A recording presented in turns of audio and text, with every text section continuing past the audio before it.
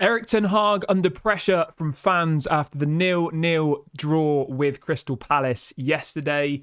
Is Bruno Fernandes becoming a problem at Manchester United? And what are now our expectations for this coming season? These are some of the topics we will be discussing on this morning's show. But before we get into that, please do me one small favour. Smash a like on today's video. Let's try and see 500 likes on this episode.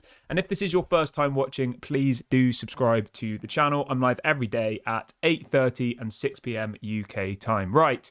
As always, I like to start my shows off by asking you a question, and it's a talking point that we're going to discuss at length during this video, and I want you to have your say. And the question is this: is Bruno Fernandes a problem at Manchester United? You can interpret it. You can interpret that however you like. Get your comments in. I think there's lots and lots of people talking about this topic after the game yesterday, so I want you to get in the comment section now and let me know your thoughts on Bruno Fernandes. Now, I'm going to start off and give you mine. I'm going to say this. I think Bruno Fernandes is a quality player. I think he has lots of amazing attributes. I think he has the ability to win you a game. But I think at the same time, he does also have some issues, let's call it. And I think yesterday that was evident. I saw the stats come out after yesterday's game, right? Bruno Fernandes' pass completion rate was around the 70% mark. Compare that with Kobbie Mainoo, whose was about 92%. And the reason I bring this up is, for the first time, I think, in Erik ten Hag's reign as a Manchester United manager yesterday, I saw Erik ten Hag style football. Maybe not the first time. We've seen it a couple of times. But yesterday was a real strong performance in that first half. We were passing it out from the back. It was one-touch passing. I thought it was really, really impressive. And then Bruno Fernandes in that team, he gets the ball and he tries to kick it long. He tries to do something a little bit too fancy. And I get why he does it, because he's trying to unlock the defence. He's trying to, play that killer ball. But you don't see teams like Man City do that, or Arsenal really do that. They slowly build up. And I know it's kind of painful to watch at points because they might, make 100 passes before they actually end up having a shot. But what happens when Bruno tries to do one of his passes and he gives the ball away? It means that we get counted on. And that was how Eze nearly scored yesterday, wasn't it? And, he's had a lot of criticism after yesterday's game. He is the captain. He is just got a massive new contract, reportedly somewhere around £300,000 a week. And there was a lot of talk about that at the time. Should he get a new contract? I think he's 30 now, is he? Yeah, he's 30. He's just turned 30 years of age. He's just been given a brand new 4-year contract.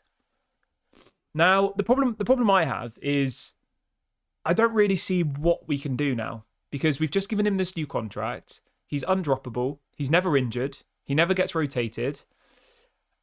So, I don't know. Is that on Erik ten Hag? I don't think that's on Erik ten Hag necessarily, because, he is the captain of the club. But, yeah, I don't know. I just felt like yesterday that the right solution would have been to drop Joshua Zirkzee back into the number 10 role where Bruno Fernandes was playing, because I think Joshua Zirkzee as a number 10 is brilliant. I honestly do. I think he's unbelievable. Quality player. But as like a number 9, I'm not really that convinced by Joshua Zirkzee. And the thing with that as well is Joshua Zirkzee's even come out himself and said that he sees himself as something between a number 10 and a number 9. He's a hybrid. He's not a number 9 and he's not a number 10. He says he's a 9.5. That is his own words. So for me personally, yesterday's game, bringing Joshua Zirkzee back into that number 10 role and bringing off Bruno Fernandes, who, let's be honest, was having an absolute stinker. He missed an open goal in the first half as well, remember, when Garnacho hit the crossbar and then Bruno Fernandes volleyed it and it hit the crossbar. I just thought he was really poor yesterday, and I'm not trying to single out, but I guess I am singling out players, but I just don't think he was very good at all. And I think I can understand why there's some frustration from the fan base saying, why did Erik ten Hag not bring him off? But Bruno Fernandes is never going to get substituted. He just won't. Even if he plays terrible like he did yesterday, he's still not going to get substituted. I don't know why. Is there something in his contract? Maybe. Is it? I don't know. Because I remember people always used to say that about Marcus Rashford, that he never gets substituted. Marcus Rashford yesterday was benched. And Erik ten Hag said it was just because of rotation. But Bruno Fernandes doesn't get rotated, right? Think of it like this.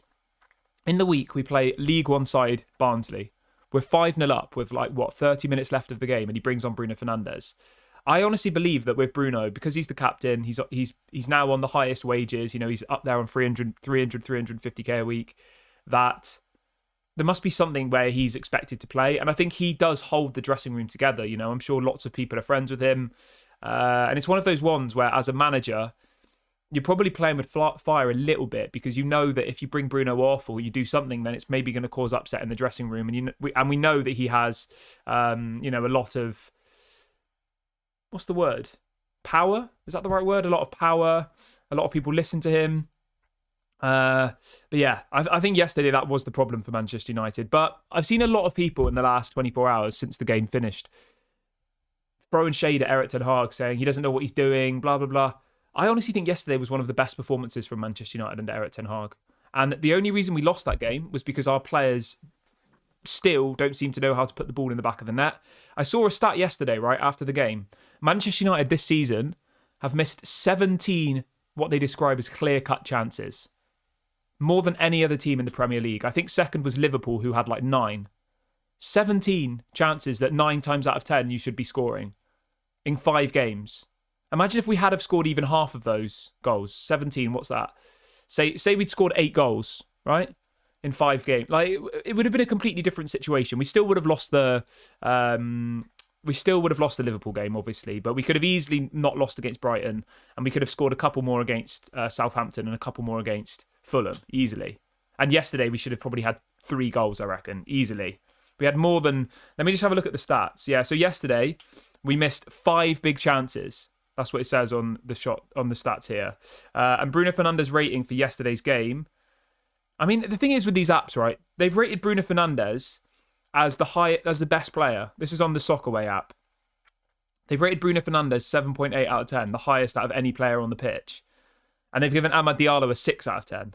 They've given a Garnacho a 6 out of 10. So I don't know. I don't really trust these things, to be honest. And I feel like a lot of it is just based on... it's probably like generated by AI, by a computer. They look at the stats. They look at how many times he touched the ball and all the rest of it, opposed to actually like watching it with their own eyes. But yeah, I've seen a lot of criticism about Erik ten Hag since yesterday, and I don't really think that's fair. But I think it's something we need to talk about, to be honest. Like...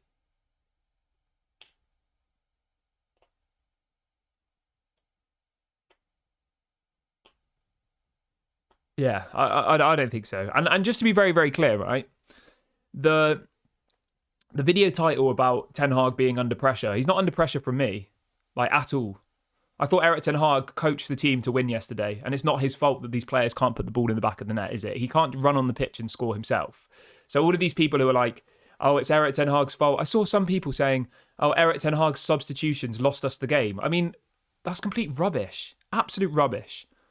Manchester United should have scored 2 or 3 goals in that first half, and the game should have been over at half time, and substitutions wouldn't have even mattered. And I think that people are just clutching on straws. They're trying to find something to blame, and the narrative is, oh, it's Ten Hag's fault. Oh, if we get rid of Ten Hag, oh yeah, we would have won that game. I mean, it's just complete rubbish. I'm sorry, it is. You look at the substitutions he made, right? He brought on Højlund for Amad in the 76th minute. I mean, that makes sense. Højlund's an actual striker. Xerxes isn't even a striker. So bring on an actual striker, right? And he brings on Manuel Ugarte for Christian Eriksen, which Christian Eriksen can barely last 90 minutes of football. And he brought him off in the 76th minute. I mean, how can you blame Erik ten Hag for doing that? Like, just think about what you're saying logically. It doesn't make any sense. You bring on a striker for a winger. That's positive. That's, encouraging us to try and get a goal.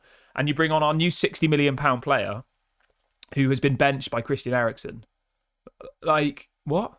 How is that negative? How is that bad? I don't see it personally. The only bit that I don't understand is why Bruno Fernandes stayed on the pitch. But I think we're just going to always have that same problem, I just think Bruno is undroppable. Whether that's right or wrong is a whole nother thing. And I did say this at the time, when we gave Bruno this new contract. I said, Bruno probably is our best player, but I'm not fully convinced that Bruno Fernandes suits the system that Erik ten Hag's trying to play. And we saw that yesterday. We saw Erik ten Hag building up from the back and, the players protecting the ball and being precious and slowly building up. And then Bruno will get the ball and just kick it long or do you know what I mean? It's not that he's a bad player. I think Bruno's probably our best player, but it's just whether Bruno Fernandes' skill set works in the style of play that Erik ten Hag is trying to implement with his players. That's the question. And that's the bit that I'm not entirely sure about, but he's just got given a new 4-year contract. He's on the highest wages. So regardless of what we think, we're going to have to try and make it work. But yeah, I think there was a lot of positives from yesterday's game for me personally. And even if you just look at it on a surface level, the last 3 games we've conceded no goals and we've scored 10. I mean, that's positive. Obviously, we've got Tottenham next in the Premier League. I think we can beat Tottenham, to be honest. Like, Tottenham play very, very risky football. I think we can dominate them at Old Trafford, and I'm confident we will beat Tottenham. Obviously, we play FC Twente on Wednesday, is it? I'm confident we will. Well, I'd be stunned if we lost to FC Twente. And then I think we've got Aston Villa the week after, which will obviously be a very difficult game. But we did beat Aston Villa away from home last season, remember? Sorry, we've got FC Porto, then we've got Aston Villa. So we've got some pretty difficult fixtures coming up. And I do feel like we needed to win yesterday's game, but I'm not blaming that on Erik ten Hag. I'm blaming that on the players who don't seem capable of putting the ball in the back of the net. You can't shy away from the fact that we've missed 17 big chances, more than any other team in the Premier League in the first 5 games of the season. You can't just ignore that fact. And the one thing I will say is this. In the summer, we should have gone and signed an out-and-out goal scorer, because for me, Joshua Zirkzee isn't that. Joshua Zirkzee is great at link-up play. He's skillful. He's strong. He's a great presence to have further up the pitch, but he's not an out-and-out striker. He just isn't. There's no argument here. He looks way more like a number 10 or like a false 9 or like a kind of Firmino-type player or someone like that, who is very good at, gelling things together. But as an out-and-out striker, I don't think he's that effective, to be completely honest. I mean, he's got 1 goal in 5 games, and he's had quite a lot of opportunities to score as well, and he's missed them, hasn't he? So yeah, it's difficult because I think, realistically, the solution would be to have him playing a bit deeper, have him playing in the Bruno role, but that's never going to happen because Bruno's just never going to be dropped. So yeah, I don't know. It's a little bit of a difficult one, but I mean, it's not really a difficult one. The answer is there. The answer would be to put Rasmus Højlund as the striker because he is clinical. He is an out-and-out goal scorer. And then put Zirkzee as the number 10. And maybe you play Bruno Fernandes a little bit deeper. If Bruno needs to be on the pitch, maybe you play him a little bit deeper. If we have to play him, that is, But I just don't see under any circumstances how Bruno's going to ever be dropped. He got dropped against Barnsley, because it was Barnsley, but he still came on for half of the game, even though we were winning 5-0. And that kind of says it all for me. I think he's missed 1 game since he joined Manchester United. So yeah, we'll wait and see. What else have we got? Hussein says, shouldn't the manager be more tactically savvy? The second half, we allowed Crystal Palace's midfield to gain momentum against us. That's just how it is in football, mate. People change tactics and, But as I said, we should have had that game put to rest in the first half. We completely dominated them. We had 70% possession. We had 10 chances. We had 2 or 3 clear-cut goal-scoring opportunities, that should have been... The game should have been done. Lumen says 95% of United fans are angry for Erik ten Hag for not subbing Bruno. Mate, Bruno's never going to be substituted, so you can be angry all you want. Bruno Fernandes yesterday was poor, and he wasn't substituted. And that says something to me. He's not going to be substituted. So, I don't know. And I think that would be the same under any manager. Say Erik ten Hag gets sacked and someone else comes in, I'm 99% sure that Bruno won't get substituted, unless they took the captaincy off him and got rid of him. But that's not going to happen either. So, you can be angry all you want, but yeah, I don't know. I don't really know what to say to you. Right, I'm going to wrap the video up there, guys. I'm going to leave it there today because I think, people are angry, people are frustrated. I get it. I will be back later on today. Have a good day, everybody. Enjoy your Sundays. Go and do something nice. Take your mind off football for a few hours. Obviously, enjoy the Man City Arsenal game. That's going to be a big game. Have a great day, everybody. I'll speak to you all later. Don't forget to drop a like, comment, and subscribe. And yeah, speak soon. Bye-bye.